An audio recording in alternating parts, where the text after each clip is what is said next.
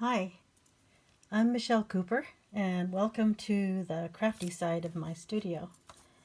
I've been making some thank you notes in the form of a little tag folder, and this little pot was given to me by one of my students who brought it all the way from Africa. So I was inspired to make a thank you note that was worthy of it. So let me show you what I did.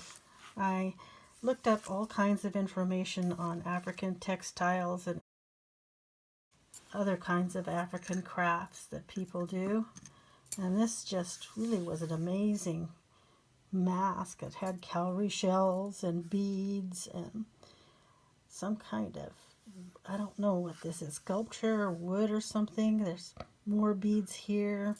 So I decided I would make a dangle that it's connected with a little bulb pin right here that you can take it off if you want to. You can actually take the tag out. But I just thought I would show you. This was from a Kleenex box that had a kind of an African looking style to it.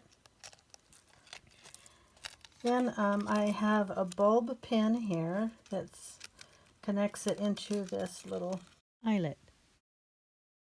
And then I have attached several different objects to the chain that I thought reminded me of the crafting that was done either here or here.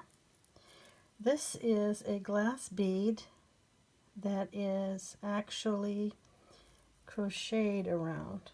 So crochet, hand crochet covers a glass bead. Then here's a wooden bead that looks almost the same kind of wood as this. Then here are the triangle shapes that you see on the mask there. A different kind of a bead, almost like a shell in a way. And then I have two, a large and a small cowrie shell here. A tassel, just because it seems right with this intricate design kind of stuff happening here. And a little bronze looking cup to remind me of this. So this is a tag that you can put a photo of yourself in Africa or where you got this. You can use photo mount or whatever you'd like to put on there, or whatever else you feel like. I've also put another tag in here that you can journal on. I also found some ribbon that reminded me of African fabric and some of the design that I see in this mask. These two tags can fit into these pockets, but also I have collaged some just different designs on the back of the pocket, so even if you take the tags out and use them somewhere else, you'll still be able to have a nice looking cover. That's the front cover of this tag folder with the dangle on the front. I think I'm going to take this off for right now so that I don't have to worry about it when I turn this over. Here's the back. The back has some of the pattern folded over from the front and some African fabric looking designs, and two more tags. Again, this is from the Kleenex box that I thought was very African looking. Here's another design that reminds me of some of the fabric colors that they have there, tied with jute, and on the back another fabric kind of design. I sewed all the way around this whole folder to hold together some old book pages. Here's another design over here, and a beautiful couple of butterflies. They're typical, not these necessarily, but butterflies are typical of Africa. This is the same pattern as this, but I put gesso over it and then treated it so that you can write on it if you want to, or you could put photos if you like. So put those two on there. This curly end of the paperclip here is holding a little merci little monkey card here. And this pattern, these designs, the safari designs, I believe they are from Graphics Fairy. I'll link that below in the description box so that you know where to find that, because it's not easy to find those kind of safari images.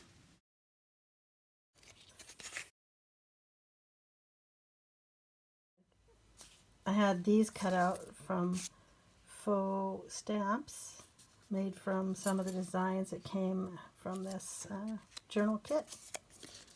Another stamp that came from another journal kit. And this all goes into a little map folder here that gets attached in a minute.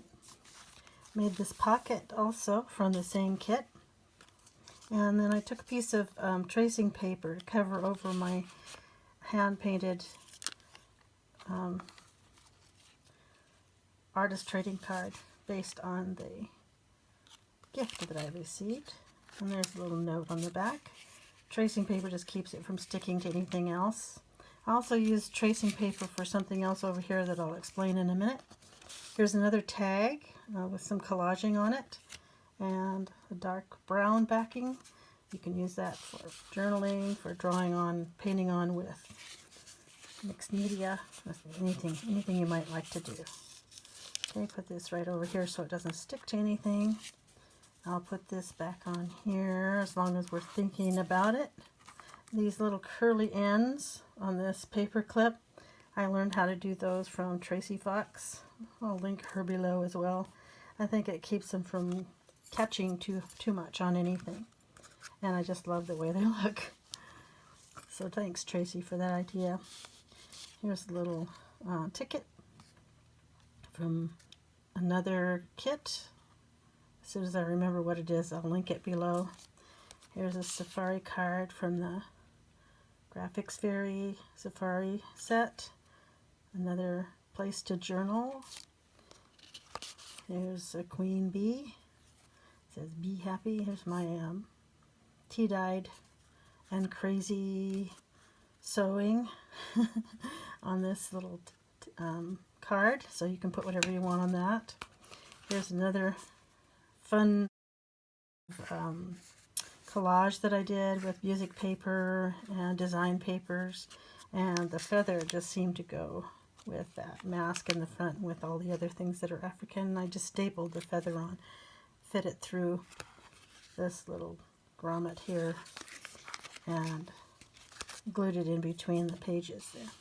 So this little pocket down here is made so that you can see underneath, so you can see something there. I think it gives you more visual room. In another video, I'll show you how I do that. It's very simple, but I think it does give us an interesting way of making a pocket. And let's see, let's put this down here where you can see that there's some writing on it. There, now you can see everything. So even when everything's out of the pockets, it still looks nice. Again, I'll put this dangle back in front again with its tag, and that complements the whole idea of something from Africa.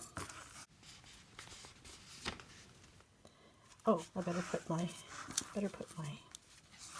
tag in here too. Not put that. I leave the threads on the ends of this, but you can clip them off if they bother you. It just gives another linear element, I think. So there we are. So thank you very, very much for the lovely gift, Renata. I really appreciate it and will treasure it. Thanks for watching.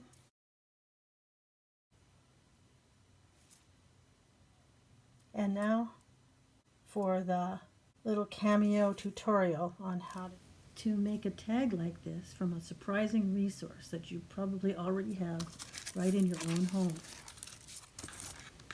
This tag has a nice design. It's strong and durable, and you can hold up to the weight of a long chain with several charms on it, like the one I made for this project. So So what is this resource that you already have in your own home to make sturdy tags for your journals? Have you guessed yet? Yes. There are beautiful patterns on facial tissue boxes. So many of the designs are quite lovely, and they can go in style from sort of a grungy, vintage kind of effect to a more geometric, modern look, and sort of a random kind of pattern and any color scheme you could possibly want. So how about joining me in the crafty side of my studio here today, and we'll make a few. So I started this project in late May, early June, thinking that I might do a garden theme or some kind of botanical tag folder. I selected some of Tracie Fox's Vivid Nature tags out of one of her kits, and I was very happy with that until I started thinking about bees as the summer rolled around to July, and I realized that maybe I needed something with a little bit more dramatic color. You can buy these ready-made ones, but they don't always fit in whatever custom project you're working on. That's okay. You could make a template for one and cut these down, but it seemed kind of like a waste. Plus, these pre-made ones are very flimsy, and I had in mind to hang an embellishment from one of my tags right here into the front of my tag folder. I made a little beehive with some honey-colored beads at the bottom, a big button, wooden beads, and then a bee at the top. And it's not real heavy, but I don't think it would hold up to the standard weight of even cardstock or the pre-made tags that you can buy. So I have to figure something out. Then, as I was in the midst of allergy season, I realized I already had a resource right here in my home. I could choose geometric modern designs or a pretty garden design with kind of a honeycomb sort of design on the other side. There was even the same pattern with a slightly more garden-looking color, but in the end I decided to go with the more neutral color scheme. So now I just have to break down this box, deconstruct it into one solid piece. See here, this incentive seam right there? Just gently insert your finger and just pull it apart. It's pretty easy without tearing the box too much. And remove this cellophane around the opening here. And then we've got something to work with. There really is quite a lot of space here for me to make tags. Just depends on what kind of tag I want, how big I want it to be, and also what sort of pattern I'm going to use. So I have to make sure that I not only get the size I want, but also the pattern. This looks like it might work out pretty nicely for my bee tag. I made a working template like the Tracie Fox one that I already had. Now I'm going to choose a section that's big enough and make sure I cut on the left or the right side of that crease. I'm going to cut on the inside of the crease so I don't have anything to deal with on the edge. Then match up the design and cut around the template until you have a new tag. Nice and strong, sturdy enough to hold a dangle like this. Okay, now let's clean some of this stuff off of here and got to work on the tag itself. See, I like the original tag that matched with my springtime design, but it seems like it's just a little bit plain when I add the dangle on here. So that's also a little bit flimsy, but my new tag is nice and stiff, but I don't know. I think that's a bit gray, kind of neutral, I don't know. Not what I expected. Yeah, I like the way this blends together here, but I'm going to have to do something about that logo. But yeah, I think I'll choose this design for my tag. Maybe put some gessoed cardboard on. Not convinced about that. No, not a tea bag. No, that's not going to work. Those are way too dark. Maybe some muslin. That color goes. This even would go. This cheesecloth. Maybe. Now that Tracie Fox Vivid Nature had some words. I could use this one, B, with the distress ink around the edges and the threads and the zigzag stitching. I kind of like the way that goes with the whole pattern there. Have to think about that. Right now though, I want to cover the back of this tag, and it has to blend in with the rest of the theme I'm going for. I found this scrap of note paper which has lines on it, great for journaling, and it looks like it goes with the rest of the design. So I'll see if I make this fit right on here.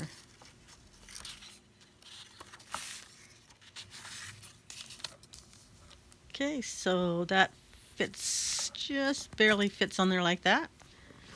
Maybe I'll just mark this so that I get a general idea of where I need to cut this down into a more workable size.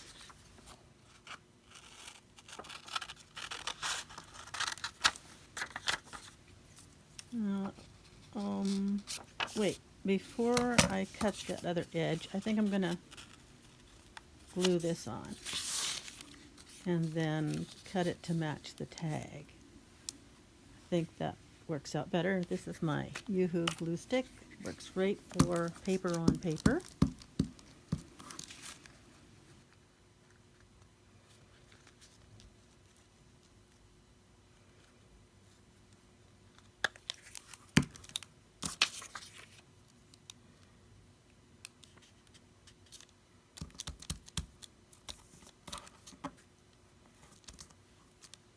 I'm going to grab my coffee card, give this a good smoosh here so that everything's nice and tight. And then I can cut all the way around the original size of the tag. Make sure that those edges match. You know, I read that you can get rid of that little excess glue that clings to your scissor blades with that alcohol-based hand sanitizer. Okay, let's see how this works in the top there. Yeah, see, I like that better. This part here, though, is kind of plain. It's nice for spring, but I need... Maybe I could use just this little bit of stamping here as texture at the bottom. Then when I add my dangle on here, that will kind of end up, the bottom of the dangle will end up right there where that little texture is. Yeah. Okay, now let's work on this part. I have to somehow disguise that Kleenex logo. I put the B on, doesn't quite fit. No, I like it, but it just doesn't fit quite right.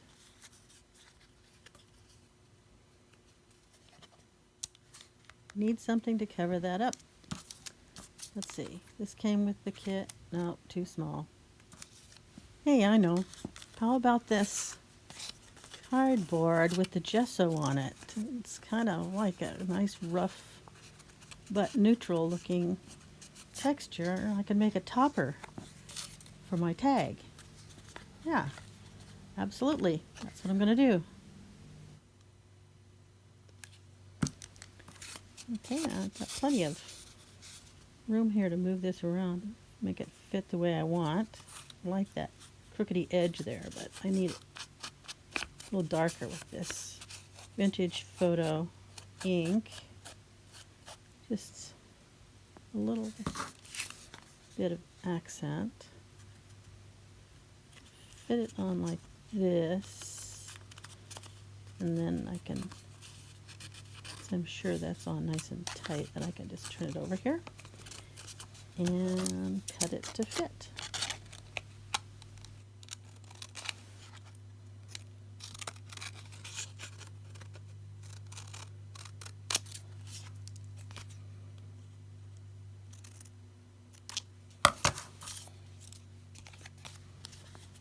Okay, let's see how that works. I like it. Yeah, it goes nicely on this side or this side, either way. Now to match the rest of the folder, I'm going to use this Distress ink. That's Vintage Photo. And tone down the top just a little bit to give it that aged look. Yeah, that goes better. And the same with the back. Really like the way that that border on the note paper goes on one side like that. Nice. Okay, now which side am I going to use? This colorful gardeny side or this more rustic neutral side? Nope, I want the gardeny side. Alright, now I take my bulb pin here and position it where I think it will hang, and that puts my little beehive and honey hanging right there. Mark the spot on the tag where I'm going to put an eyelet. I can't just poke a hole with an awl or something because that wouldn't hold up over time. You want to be able to remove the bulb pin. So here's the eyelet, and I'm going to use my crocodile to punch a hole where I marked it. Right there. And then insert the gold. I think gold goes with honey and bees. Gold eyelet. And use the crocodile to press it in.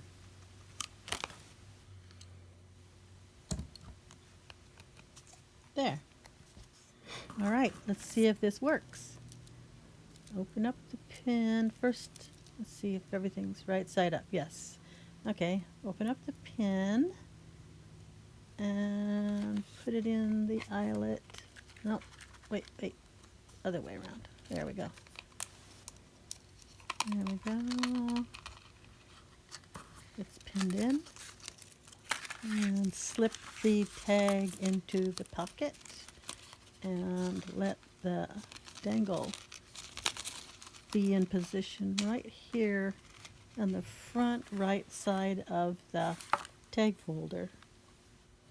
I really like how this adds a three-dimensional effect to the front cover of the tag folder, instead of having the dangle hang off to the side of the folder like it would if it had been attached with a paper clip.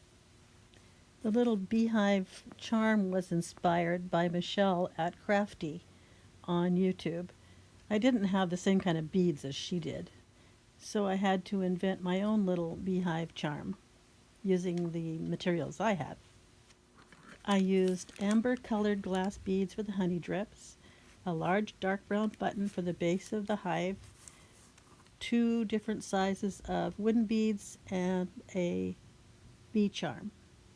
And there you have my tissue box tag dangle. Thanks for joining me. See you next time.